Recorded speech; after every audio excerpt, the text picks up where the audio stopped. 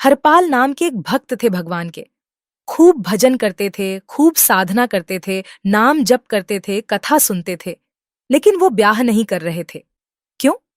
उनकी इच्छा थी कि जैसा मैं भजन करता हूं, जैसी मेरी भक्ति है, जैसा मेरा भाव ठाकुर जी के प्रति है, ऐसी कन्या मिले तो मैं ब्याह करूंगा, नहीं तो जीवन भर ऐसे ही रहूंगा। तभी उनके किसी रिश्तेदार ने आकर के बताया कि तेरे लायक कन्या मिल गई मुझको।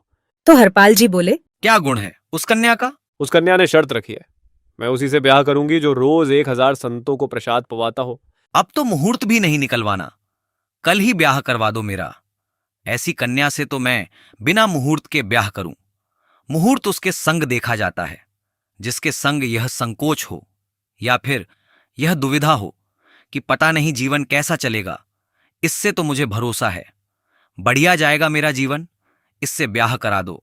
कन्या ने शर्त रखी, हरपाल जी, हम आपसे ब्याह तो कर रहे हैं, पर हमारी शर्त मंजूर है ना? रोज 1000 संतों को प्रसाद पवाना पड़ेगा। मैं निश्चित करूंगा, आप ब्याह कर लें। अब ब्याह हो गया। हरपाल जी रोज 1000 महात्माओं को प्रसाद पवाते। हरपाल जी ने नियम ले लिया, रोज 1000 महात्माओं को भोजन कराते। अब 1000 की जगह कभी कभी 1200 भी हो जाते, 1300 भी हो जाते, 1500 भी हो जाते। लेकिन हरपाल जी करते कुछ नहीं थे। कमाई का कोई जरिया नहीं था, केवल दादा पर दादाओं की पुश्त से जो उनके पुश्तैनी धन था, उसी को ही खर्च करते जा रहे थे। 1 साल तक बढ़िया चला, 1.5 साल बढ़िया चला, लेकिन 1.5 साल बाद धीरे धीरे धन खत्म होने लगा। जैसे धन खत्म होने लगा, हरपाल जी बड़ी चिंता में आ गए। क्या करें? पत्नी को नहीं बताते थे। क्यों? इससे तो शर्त लगी, इसको क्यों बताऊं अपना दुख? इससे तो शर्त, मेरी यही शर्त थी कि रोज 1000 संतों को भोजन कराना है। तो हरपाल जी बाहर जाते और दुकानदारों के यहां से जाकर के कर्जा लेने लगे। वो पुराने संबंध थे, तो किसी ने कर्जा देने से मना भी नहीं किया, सब देने लगे। बोले ले जा, इतना कर्जा कर लिया।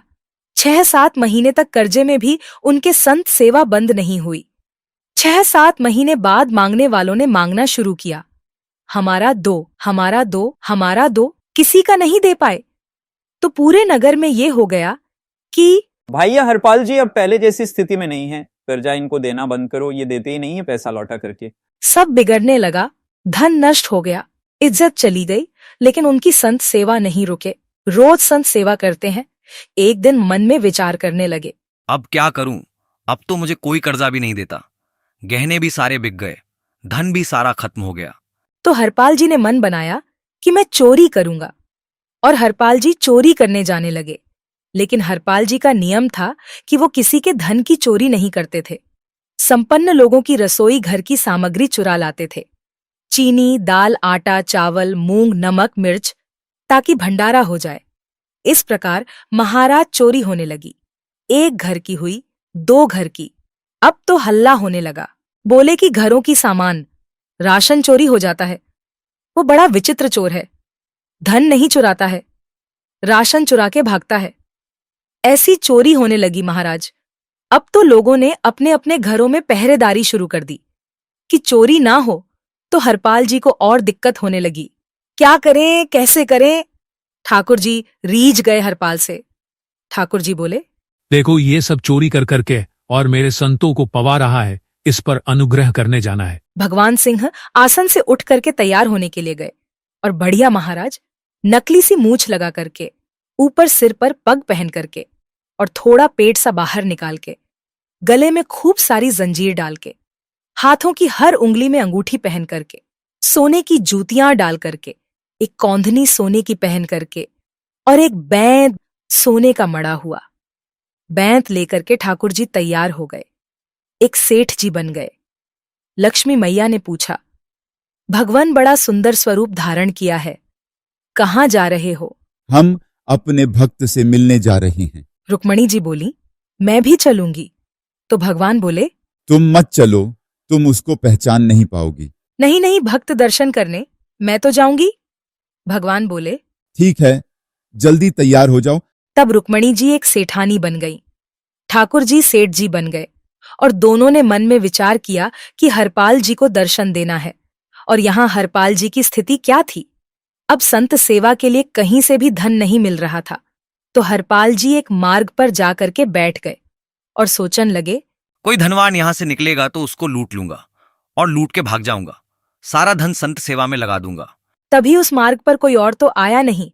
ठाकुर जी सेठ बन करके आ गए और महाराज खूब सारे गहने पहन करके, पाग बढ़िया सोने की जड़ाऊ पाग पहन करके, ऐसे वस्त्र पहन करके और छम छम करते चलते आ रहे हैं और गहने ही बज रहे हैं ठाकुर जी के।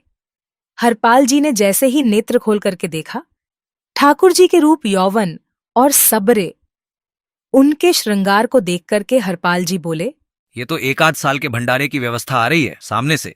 इतने में सेठानी जी, रुक्मणी जी भी आई। उनको देखा तो ओहो, ये तो कम से कम 5-10 साल की व्यवस्था आ रही है। अगर ये दोनों लूट लिए जाएं तो 10 साल चोरी नहीं करनी पड़ेगी। देखो कितना धन संपन्न है। हरपाल जी के बगल में जैसे ही ठाकुर जी पहुंचे, हरपाल जी बोले, भैया जय श्री कृष्ण, प्रणाम। ठाकुर जी तो नाराज हो गए। क्या भगवान का नाम बोलता है सुबह सुबह? तुम सब लोग बड़े पाखंडी हो, ढोंगी हो। और हमने सुना इस गांव में एक रहता है, वो चोरी डकैती करता है और फिर कहते हैं संत सेवा करता है। ऐसी काई बात की चोरी? करता तो चोरी है, भले ही उससे संत सेवा करता हो। नाम उसका हरपाल है, हम सब जानते हैं। भगवान का नाम मत लो हमारे सामने। हरपाल जी समझ गए, वो तो बिल्कुल भगवत विमुख है। इसकी तो एक अंगूठी भी नहीं छोड़नी मुझको। इसका तो सब लेके जाऊं। अगर ये बदले में जय श्री कृष्ण बोलता तो एक आध गहना छोड़ देता इसका मैं। पर ये तो इतना भिकर रहा है, भगवान का नाम सुन के इसका कुछ नहीं छोड़ूंगा, सब ले जाऊंगा। हरपाल जी बोले, हाँ भैया, एक रहता तो है डकैत इस गांव में और उसका कोई पता नहीं हो, कभी भी आ जाता है। लेकिन एक मार्ग जंगल में हो करके है, उसमें गांव में नहीं जाना पड़ता। जंगल से गुपचुप निकल करके पूरे गांव पार हो जाएंगे, आप शहर पहुंच जाओगे। उसका रास्ता मुझे ही पता है। सेठ जी बोले। तुम हमको पार करवा दो। हरपाल जी बोले, मैं पार तो करवा दूंगा, लेकिन भगवान मेरे घर कुछ मेहमान आए हैं, उनके भोजन आदि की व्यवस्था के लिए मैं तो बाजार आया था। मेरे पे धन नहीं है। आप यदि मुझको कुछ दे देंगे तो मैं घर पर व्यवस्था करके आऊंगा, तुरंत आपको लेकर के गांव पार करवा दूंगा। ठाकुर जी ने उसे कुछ सोने की मोहरें दे दी। बोले, लो जाओ तुम पहले अपनी व्यवस्था करो। हरपाल जी ने मोहरें ली, सामग्री खरीदी, घर पर पहले व्यवस्था करके आए। बोले, आज की व्यवस्था हो जाए, क्योंकि आज तो 10 साल का सब चोरी करना है, समय लगेगा। पत्नी से कहा, भोजन प्रसादी बनाओ, संतों को पवाओ। संत पूछेंगे मैं कहाँ हूं तो कहना कि आप लोगों की 10 साल की व्यवस्था करने गए हैं। जैसे ही विहंगम जंगल में पहुंचे, भयंकर भयावह जंगल, बीच जंगल में जैसे ही पहुंचे, हरपाल ने पीछे मुड़ करके देखा, दोनों चले आ रहे हैं। तुरंत महाराज, वो तो अपने रूप में आ गया, शेर की तरह गर्जना करने लगा। अपनी लाठी धर दी सामने और अपने सिर का साफा निकाल करके सामने बिछा दिया। भगवान जो सेठ जी के रूप में आए थे, भगवान बोले, भैया जी क्या कर रहे हो? मैं ही हरपाल हूं, सारी सामग्री निकालो, डाल दो यहां पे। एक चीज भी मत छोड़ना, नहीं तो तुम जानते नहीं हो तुम्हारा क्या करूंगा। ठाकुर जी तो थर थर कांपने लगे। रुक्मणी जी बोली, देखो कैसा नाटक कर रहे हैं। रावण के आगे नहीं डरे थे, कुंभकर्ण के आगे नहीं डरे, हिरण्यकश्यप के आगे नहीं डरे, वो हरपाल के आगे ऐसे कांप रहे हैं। भगवान तो मन की सब समझ जाते हैं, कोहनी मार रहे हैं, वो तुम भी कांपो क्यों? बोले, भगत है भैया, ये हमारो भगत है, इसने हमारे लिए सब गवा दिया, हमारे वैष्णव संतों के लिए सब लुटा दिया। इसके आगे भयभीत होने में कोई लज्जा नहीं। लक्ष्मी नारायण दोनों कांप रहे हैं। और हरपाल कहे, सब निकालो। सेठानी जी, कान के कुंडल उतारो। कान कुंडल उतार दिए, नाक की नथनी उतार दिए, सब उतार उतार के धर दिए, हाथों के सब कड़ूला आदि भी धर दिए। भगवान ने भी अपने सब उतार दिए। भैया ये बैंत कहां लेकर जा रहे हो? रखो इसे, धर दो इसको। जीवन में कभी राम नाम नहीं लिया, जय श्री कृष्ण बोलने पर चिल्ला रहे थे मुझ पर। रखो इसको यहां पर। सारा धर दिया। बोले, बहुत बढ़िया हो गया, अब 10 साल की व्यवस्था हो गई। इतने में भगवान की कनिष्ठ उंगली में एक अंगूठी थी। हरपाल बोला, ये कहाँ बचा के ले जा रहे हो? इसको दो। बोले, अरे भैया, ये तो बहुत बचपन की हमारी अंगूठी है और ये आज तक हमारी निकली नहीं है और ये निकल नहीं पाएगी। इसको बाहर हम निकाल ही नहीं सकते। इसको तो रहने दो हमारे पास। तुम क्या जानो, इस अंगूठी से कम 1 हफ्ता संत भोजन होगा और तुम पे तो दया करनी नहीं है। चिल्लाए थे मुझ पे जय श्री कृष्ण बोलने पर, निकाले इसको। भगवान खूब प्रयास करे, वो नहीं निकले तो हरपाल जी ने उंगली पकड़ी। बोले, इसको काट देता हूं मैं। तुम्हारे पास उंगली रहने का कोई काम नहीं है। तुम उंगली से करते ही क्या हो? और जैसे ही उंगली पकड़ के काटने ही वाले थे, इतने में ही भगवान प्रकट हो गए सामने। रुक्मणी जी महालक्ष्मी के रूप में प्रकट हो गईं और दोनों ने अपने अंक में हरपाल को भर लिया। हरपाल जी समझ नहीं पा रहे, ये क्या हुआ? दूर हटे। बोले, नाथ, ले हम साक्षात द्वारिकाधीश, ये साक्षात रुक्मणी तुम्हारी भक्ति से प्रसन्न होकर तुम्हें दर्शन देने आए। हरपाल जी घुटने के बल बैठ गए, रोने लगे, सर रख दिया चरणों में, पटकने लगे। बोले, नाथ, मैंने अपने नाट को लूटा आज। मैंने अपने स्वामी के साथ डकैती कर रहा था। मैं अपने स्वामी की उंगली काटने पर मजबूर हो गया था। इसका मतलब तो मैं पापी हूं। मेरा पाप इतना प्रचंड हो गया कि मैं आपके रूप को नहीं पहचान पाया। भगवान ने हृदय से लगाया। नहीं हरपाल, तुमने कभी अपने लिए प्रयोग थोड़ी किया। तुम्हारी पत्नी भूखे सो जाते हो लेकिन संतों को भूखा नहीं जाने देते। ठीक है, उसके लिए भले ही तुमने वह गलत मार्ग अपनाया जो नहीं अपनाना चाहिए था, परंतु उसमें उद्देश्य कोई और तो नहीं था।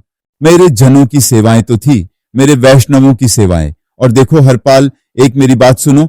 आज तुम्हारे मन में ग्लानि होती है कि तुमने दूसरों का धन हड़प करके और उससे संत भोजन कराया। वास्तव में इसका विधान शास्त्रों में यह बताया गया, जिसके धन से भोजन बना और संतों ने पाया, परोसा भले किसी ने भी हो, कार्यक्रम भले किसी ने भी कराया हो, पर धन जिसका लगता है पुण्य उसी को मिलता है। तुमने तो अपने गांव के, शहरों के उन लोग जो कभी संत सेवा नहीं करते थे, उनका धन चुरा चुरा करके उनको पुण्य बांटा है। तुमने कुछ गलत नहीं किया है। हाँ, अपने प्रयोग में यदि लेते तो पाप हो जाता है, लेकिन तुमने तो एक रत्ती भी अपने प्रयोग में नहीं लिए, सब संतों में लगा दी और जितने लोगों का धन चुराया उन सबको पुण्य प्रदान कर दिया। हम तुमसे बड़े प्रसन्न हैं।